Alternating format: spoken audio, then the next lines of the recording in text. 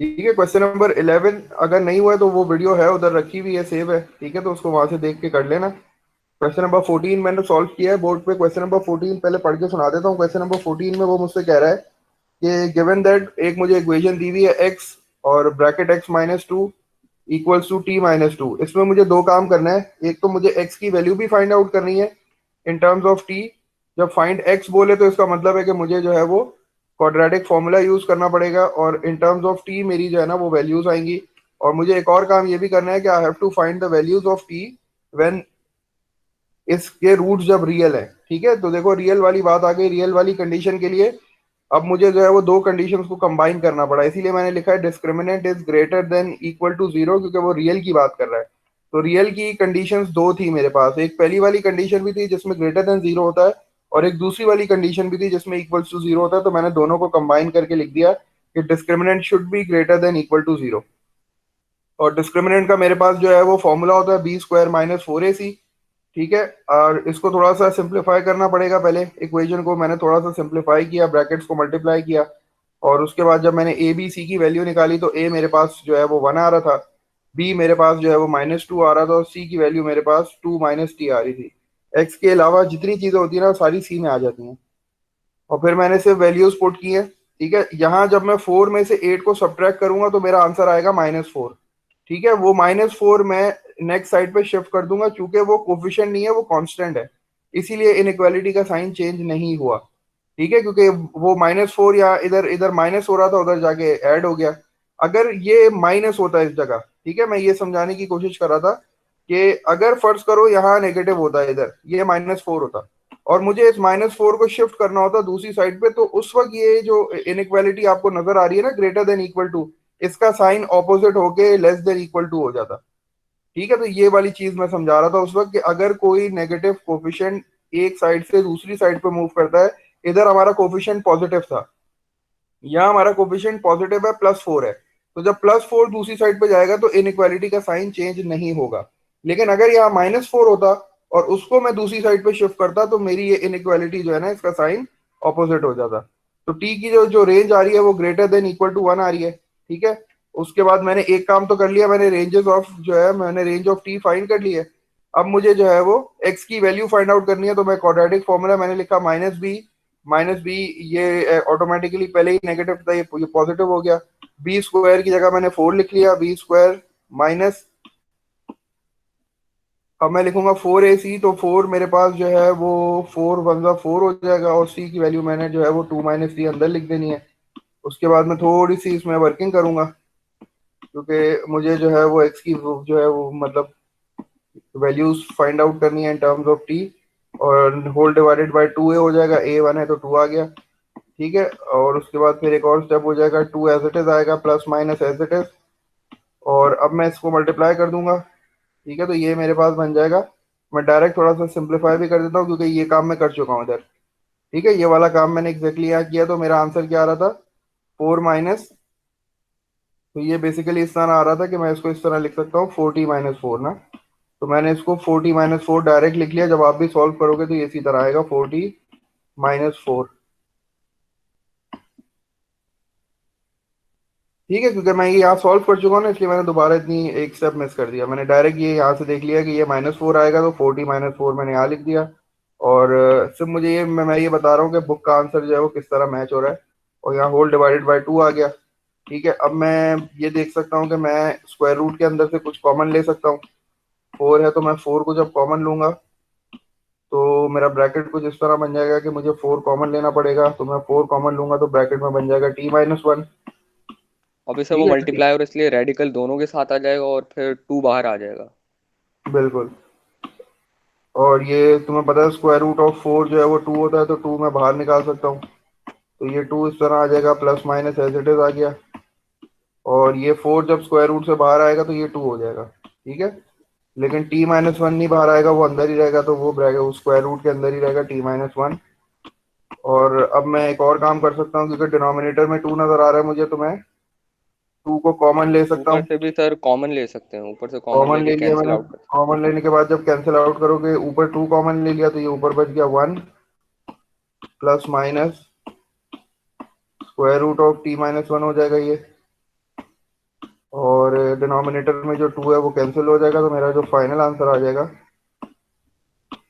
वो 1 plus minus.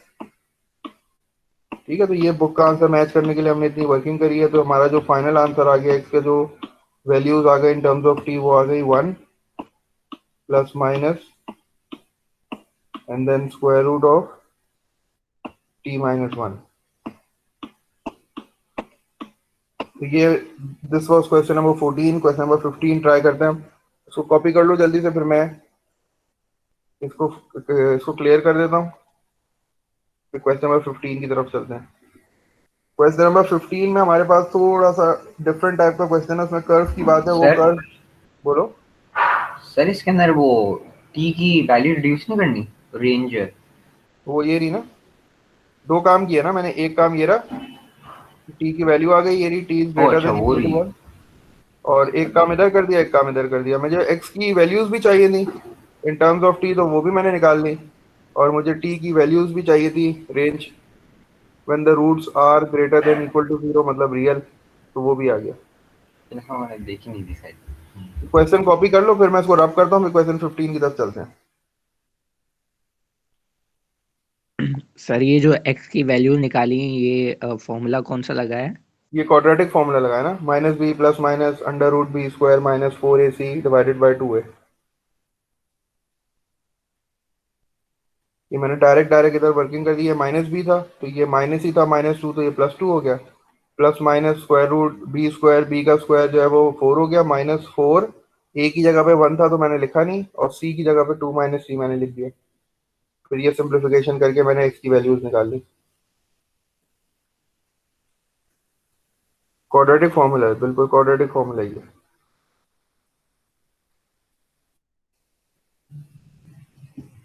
Sir 15 तक कर लिए, इसके बाद बता दी कौन से करने हैं। 16 नहीं किया हम लोग, 16 जरा कोशिश करेंगे 19 तक कर लें आज ना। Okay sir. 17 और सर 19 सब की आसान है, आज सभी कर लेते हैं हम। देख लेते सभी हैं यार, आसान है अगर एक तरीके से। सर 19 मैंने तक तो करा देता हूँ, लेकिन उसके बाद मैं फिर ट्राई 3 4। बोलो। मैं ट्राई कर लेता हूँ 19 तक फिर। हाँ, 17 और 19 की वीडियो है, देखो चैनल पे, अगर वहां से उधर देख लो तो समझ में आ जाएगा। वो मैं इनको भी वीडियोस ही दिखाऊंगा। सर 17B थोड़ा बहुत कंफ्यूजिंग लगा था, बाकी तो सब सर आसान है, मुझे तो सब बाकी हाँ आराम से एक ही हुआ। जैसे हैं सारे। चलो ये 14 हो हाँ गया, सर 14 वही बता दूं। जी सर, 17 बी के हो अकॉर्डिंग। गया सर। 15 पे पढ़ते हैं फिर। चलो स्क्रीनशॉट ले लो, अगर किसी का नहीं हुआ तो स्क्रीनशॉट ले लो, मैं आगे बढ़ रहा हूँ।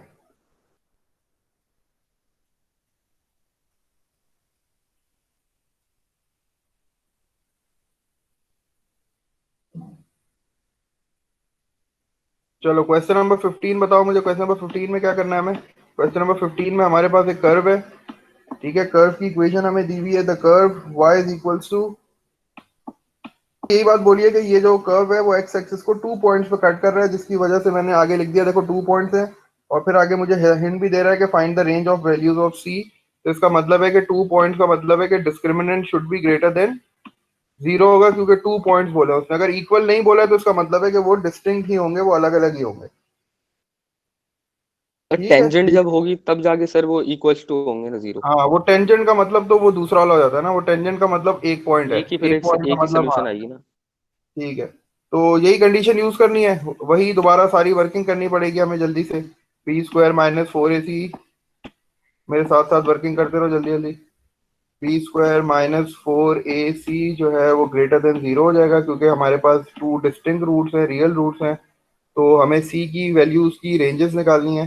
तो डायरेक्ट मैं ए बी सी की वैल्यू लिख देता हूँ। ए की वैल्यू मेरे पास जो है वो 3 आ रही है,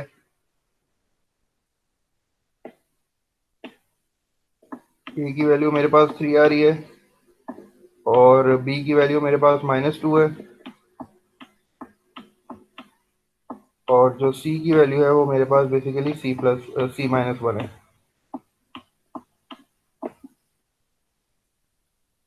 ठीक है, वही वर्किंग करनी है सारी, दोबारा जल्दी से वही वर्किंग स्टार्ट कर देते हैं।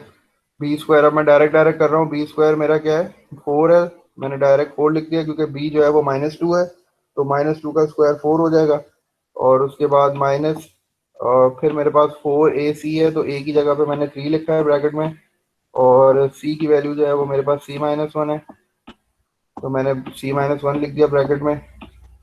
अब ये 4 एज इट इज आ जाएगा, ठीक है। इसको जब आप 4 को 3 से मल्टीप्लाई करोगे तो ये 12 हो जाएगा, और फिर 12 को c से मल्टीप्लाई करोगे तो 12c हो जाएगा। मैं स्टेप मिस कर रहा हूँ एक, तुम लोग स्टेप करना। प्लस और फिर 12 ये माइनस माइनस प्लस होके प्लस 12 हो जाएगा। इज लेसर और इज ये ग्रेटर देन 0। ग्रेटर देन 0 यहाँ भी आएगा, ग्रेटर देन 0। और जब आप इसको आगे सिंप्लीफाई करोगे तो आपके पास जो c तो की वैल्यू आ जाएगी, c इज लेसर देन 4/3। ठीक है। ये -12c है, इसको इस तरह कर लेना कि ये 16 हो जाएगा। 16 -12c, और इनइक्वालिटी का साइन चेंज नहीं होगा क्योंकि ये यहाँ सब्ट्रैक्ट हो रहा था, वहां जाके ऐड हो जाएगा, ठीक है। वो कोफिशिएंट के लिए होता है, याद रखना बस। ये तो मैं पूरा का पूरा टर्म वहां भेज रहा हूँ ना। और फिर जो है वो जब मैं इसको इस तरह लिख लूंगा चेंज करके, तो 12c और ये इस तरह हो जाएगा 16, और c will be less than 4/3 इस तरह हो 4/3। जाएगा। 16/12 जो है वो बेसिकली 4/3 हो जाएगा।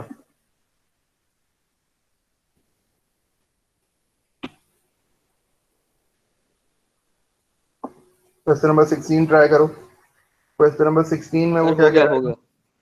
क्वेश्चन नंबर 16 में मैं पढ़ देता हूँ, 15 कॉपी कर लो तुम लोग, फिर 16 ट्राई करते हैं।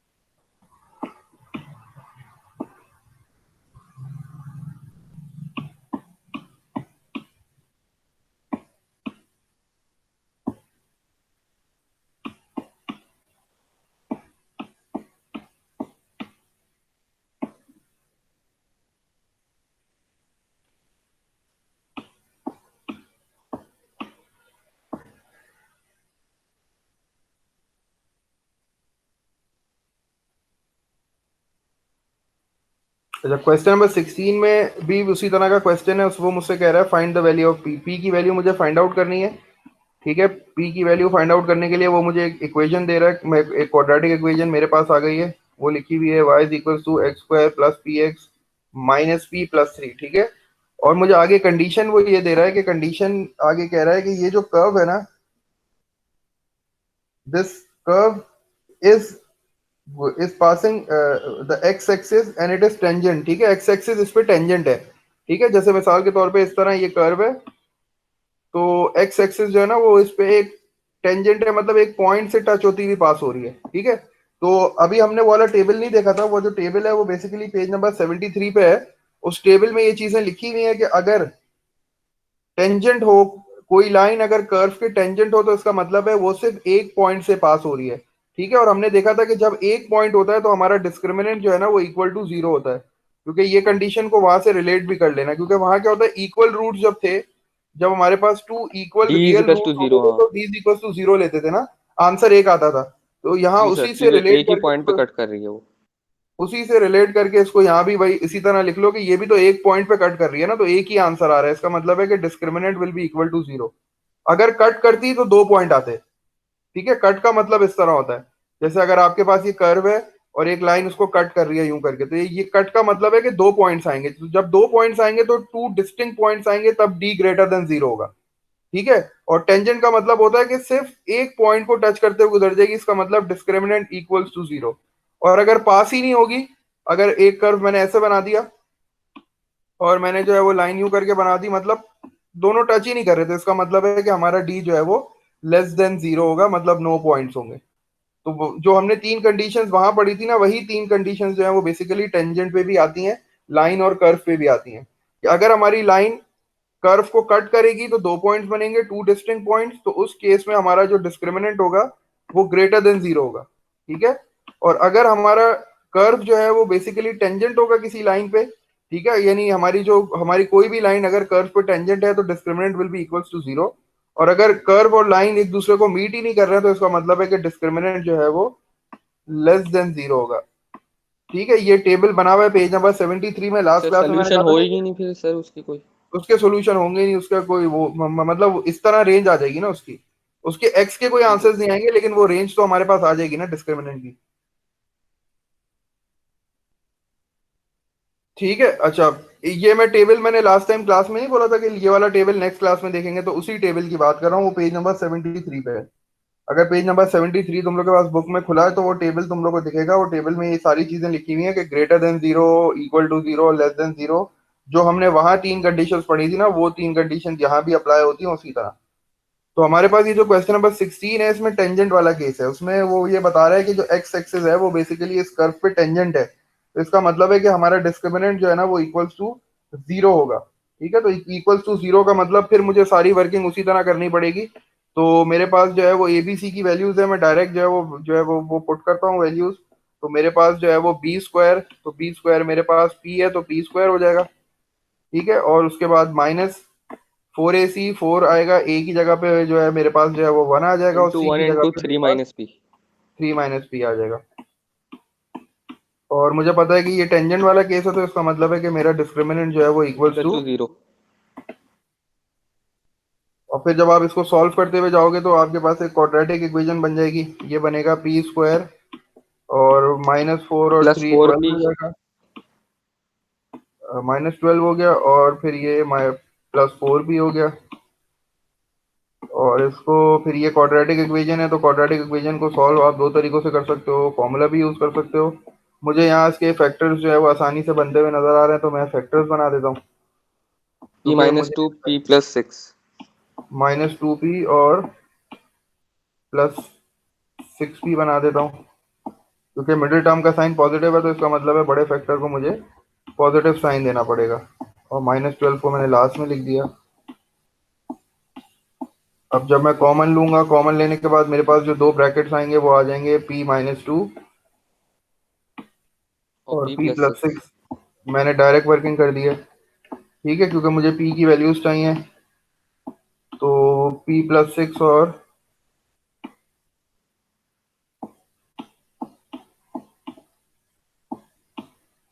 और p की दो वैल्यूज मेरे पास आ जाएंगी। एक आ जाएगी +2, जब आप दोनों और को एक बारी बारी नेगेटिव इक्वल टू 6। 0 करोगे, एक +2 आ जाएगी और एक जो है वो -6 आ जाएगी। तो ये दो मेरे पास p की वैल्यूज आ गई।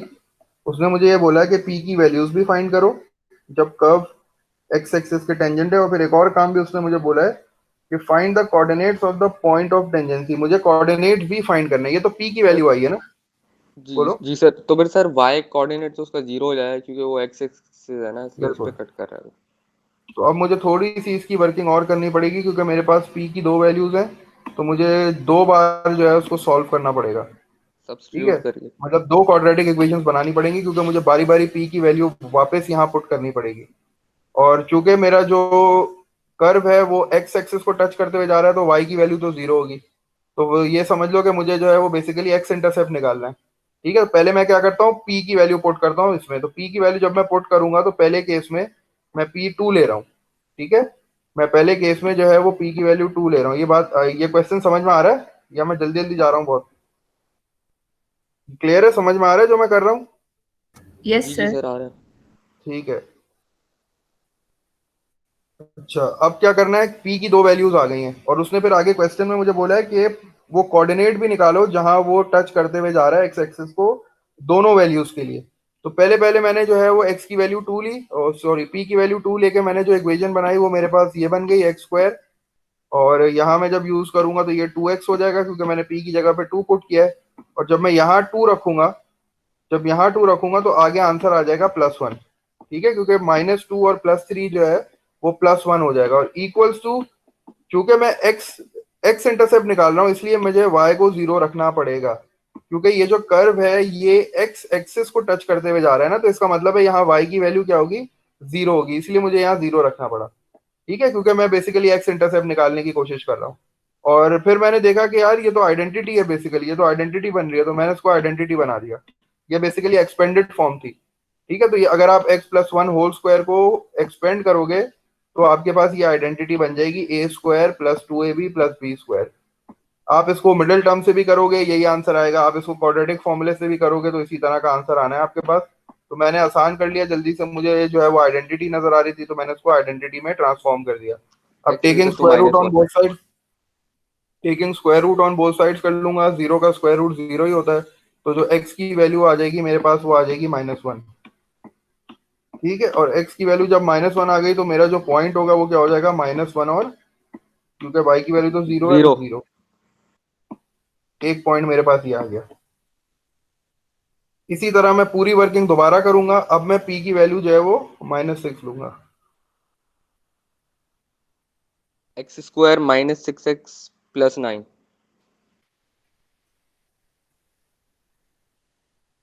ठीक है, अब मैं क्या करूंगा, p की वैल्यू मैं ले रहा हूँ -6। जब मैं p की वैल्यू -6 लूंगा तो मेरे पास जो इक्वेशन बन जाएगी वो बन जाएगी x square -6p 6x, minus और 6x जब मैं प्लस 9। +9, ठीक है, क्योंकि ये -p है। ठीक है, -p का मतलब है माइनस रहेगा ही रहेगा, p की जगह पे जब आप -6 डालोगे तो माइनस माइनस प्लस हो जाएगा, +9 हो जाएगा।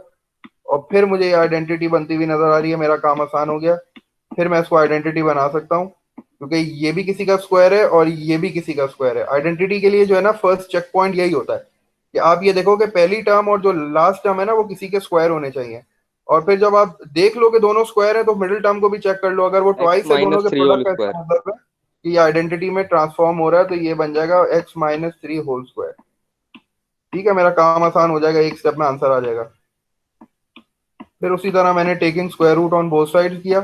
Taking square root on both sides के बाद जब मैंने x की वैल्यू फाइंड आउट की तो मेरी x की वैल्यू आ रही थी 3। जब 3 आ गई तो मेरा जो पॉइंट आ गया वो आ गया 3। और ये थोड़ा सा डिफरेंट क्वेश्चन था, इस तरह का क्वेश्चन हमने पहले नहीं किया।